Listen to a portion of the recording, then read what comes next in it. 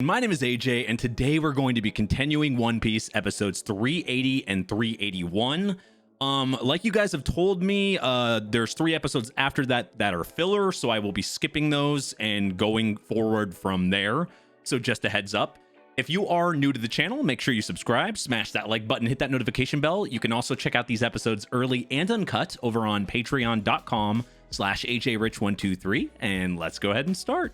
Oh, shoot.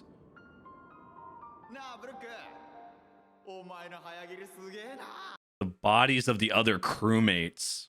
That's gotta be so emotional. Oh, is he collecting them? And going from when we met him to now knowing all this backstory, this hits so much harder. Like, it was more comical when it was introduced. Staying in the place he had all those memories. Oh yeah, and seeing himself as a skeleton.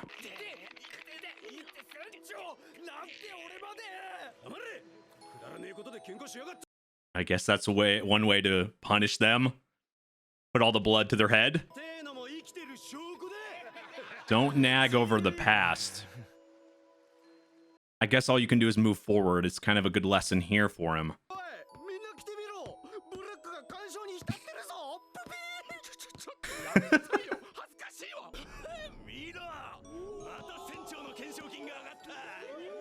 And that's something to be proud of, as we've seen from the Straw Hats getting high bounties. I guess that means you're doing something right as a pirate. This is really haunting.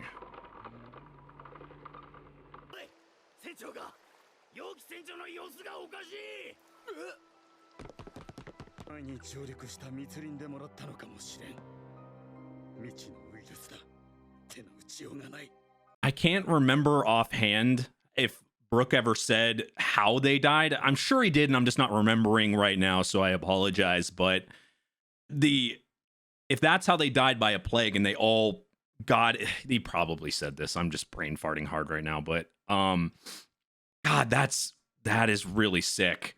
That is really, really sick.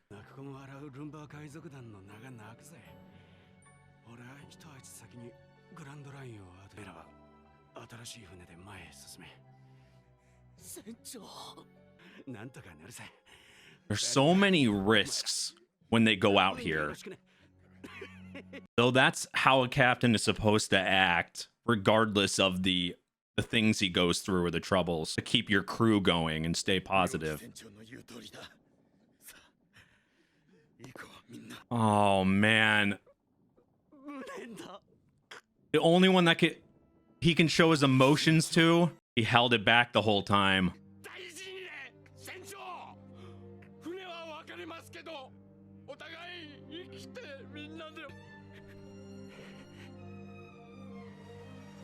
God, that's gotta be... Oh, that song has so much meaning, obviously. We see it in happy moments, we see it in sad moments here.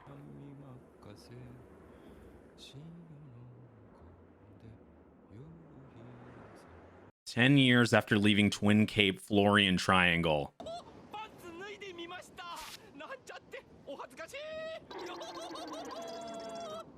Wait, does that mean that captain could technically still be alive then?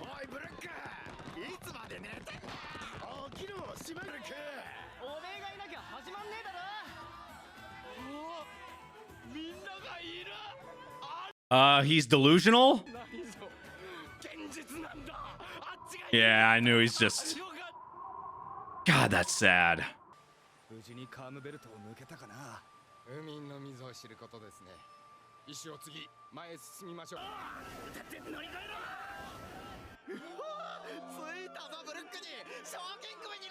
Okay, so he kind of took over. Now that makes more sense, which is why this situation is probably very nostalgic, just like he had with his crew. That's a sad reality for anybody that goes, you know, as pirates into this. That can happen to them. Death is very real, or I mean, a real possibility. And it's not always happy, but you have to enjoy the happy moments. What the hell? He stores stuff in there. Everything but a brain.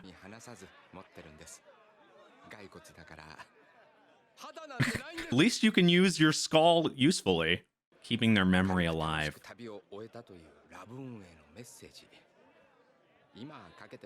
Oh no.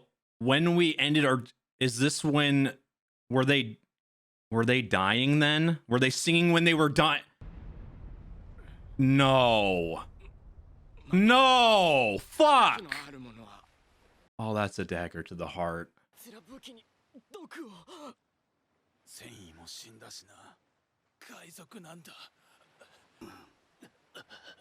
All of them had that thought, not just Brook.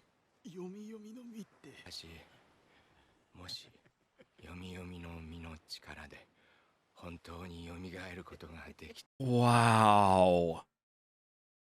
It's a dying song.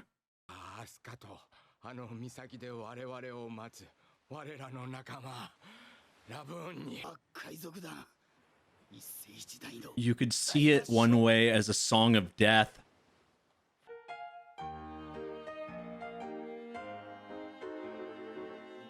Oh yeah, that's really upbeat for a song, and they're not gonna realize the context. They're dying while they're playing.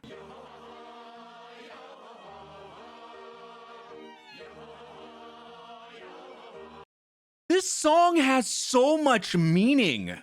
In happiness and death.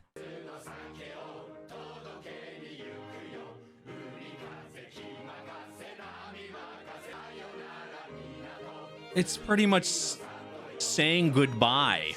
You can say it while you're happy or while you're sad or while you're dying. The craziest part of this is they're singing this, but everyone else that's hearing it, they're singing it like they want to sing this to Laboon in happiness. They don't want Laboon to know that they were they were dying. It's not that they weren't unhappy, because they weren't. They were happy to have lived that long, to be there. And since Brook did have a chance with that revive fruit, they wanted to show that they were still happy, even in their dying breath. Not that the funny thing is, the way this is portrayed, you're not even able to tell that they're dying in this song. It just sounds like, regardless, they were still the same crew and how happy they were. That's amazing. So much love in this. And now that crew's dying breath can be this crew's happiness, and Laboon's happiness, and other people's happiness. That's how you make a song stab you in the heart. That dying song is what drove him even more. It's weird, like, and knowing this context, it makes me feel sad, but I can't feel fully sad. Like, it's still it's still a happy moment. Like, it's weird. Oh no. Until they pass out and die. Until they're so exhausted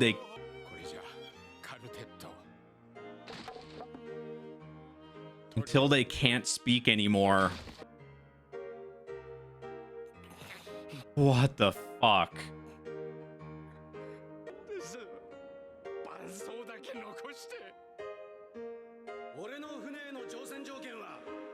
Who knew that had that much meaning? The love of music drove them till they died. They showed it until their last breath was a song note. That was a way to die like that, and I could choose to die while I was singing and happy like that, I'd fucking take it. So now that he knows he has a chance to see him, that's no wonder he just fell over in tears. And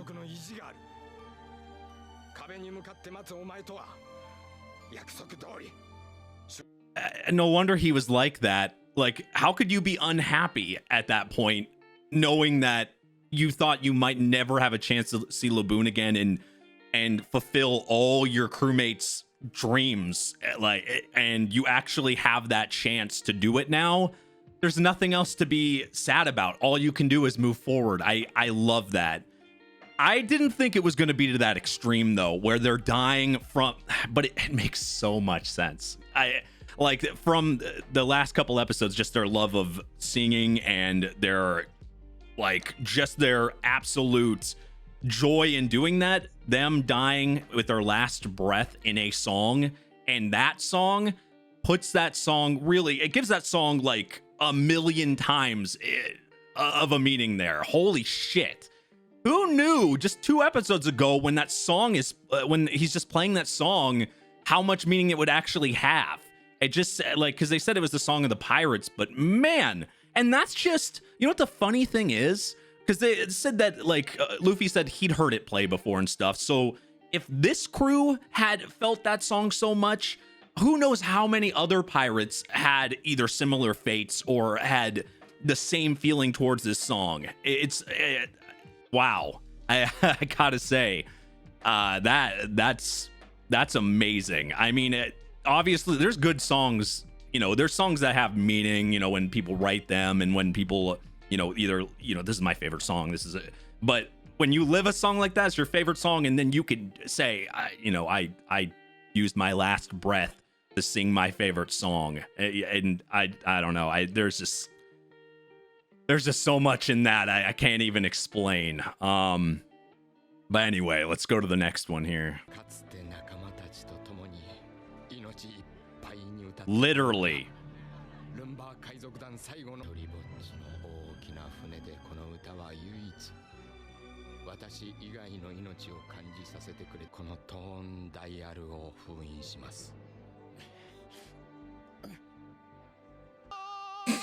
Okay. How much can you fit in there?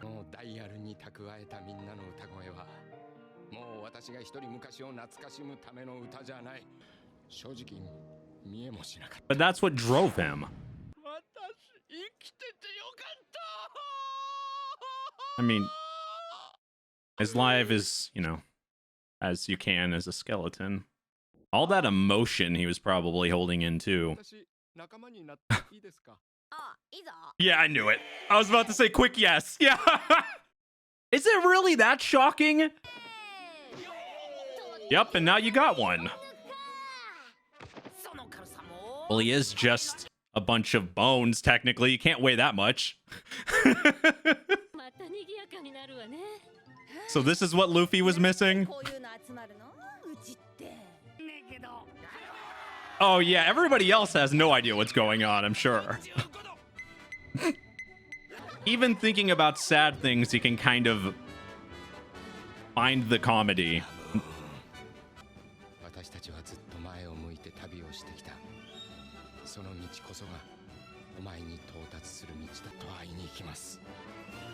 This thing, really though, this entire story from the last couple of episodes, really, the biggest thing is it didn't confirm that his captain died, meaning he could still be alive, like I said last episode.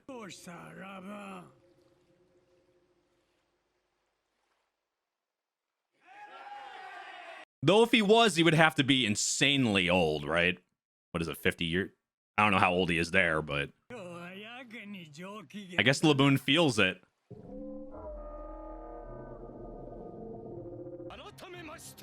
Oh, he has this poster.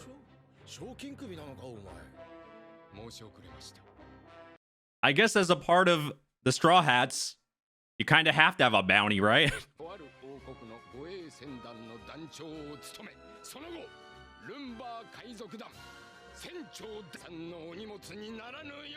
I mean, all you got left is bone.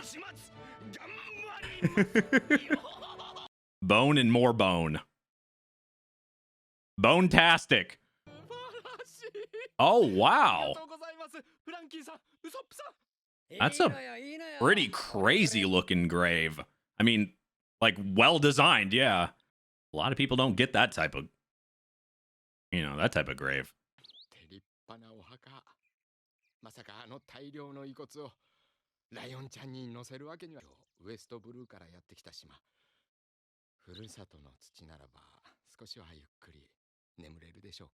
It's a really good send-off for all of his friends and crewmates, though. I feel like we know Brook a lot more now. Feel how he felt. Very hauntingly beautiful. A little bit? Understandably. Well,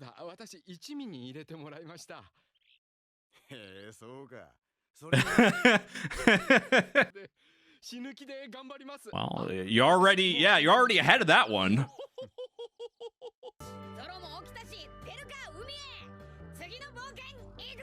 Well, now that looks like toilet paper, even though it's bandages. That's actually, that does seem like Frankie's style, that type of girl. Interesting look. I kind of forgot they were heading somewhere, right? This kind of was a distraction, but a good distraction.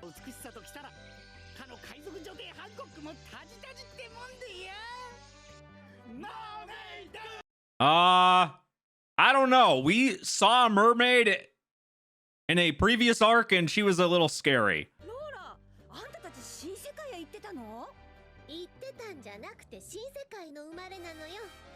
Paper.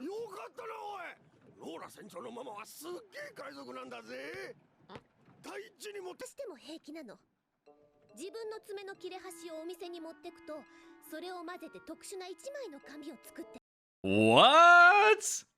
It's made of fingernails?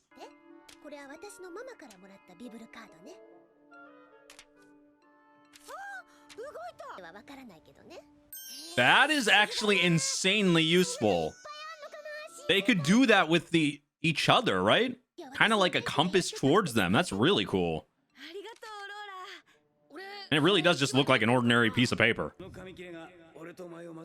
Holy shit! That's what...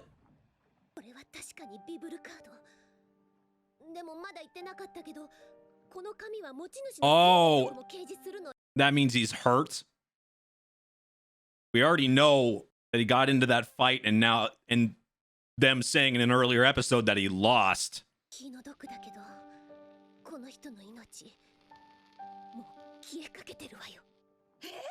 Though that means that if he needs it, he could actually find him with that, though.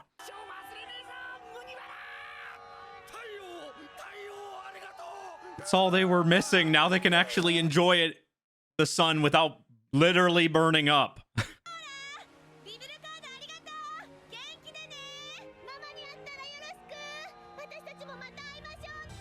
That wasn't all for nothing. They got, I mean, they got a new crew member. They got a lot of stuff out of it.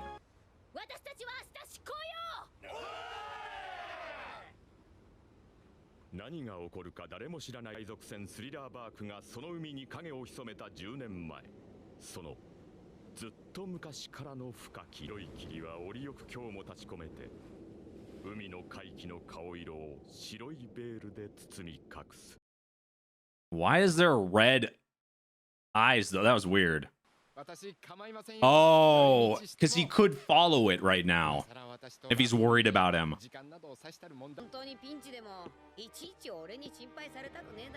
Huh. I guess he knows his brother well, but...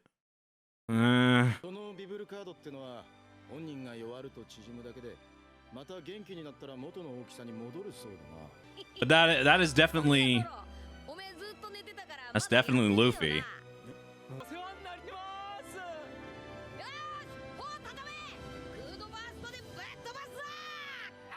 Oh, wow.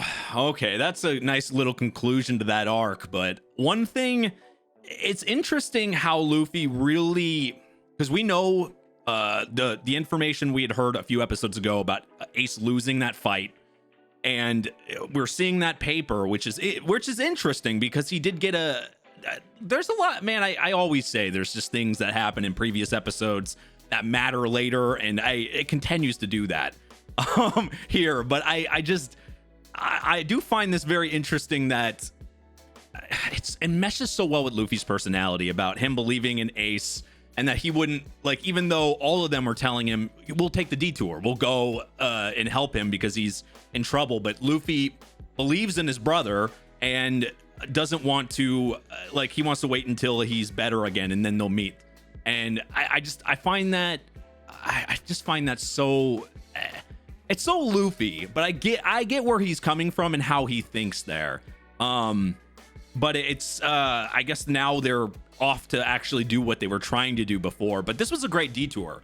Now, I mean, now you have Brook. I mean, now you have I don't know. I feel like they learned a bunch here.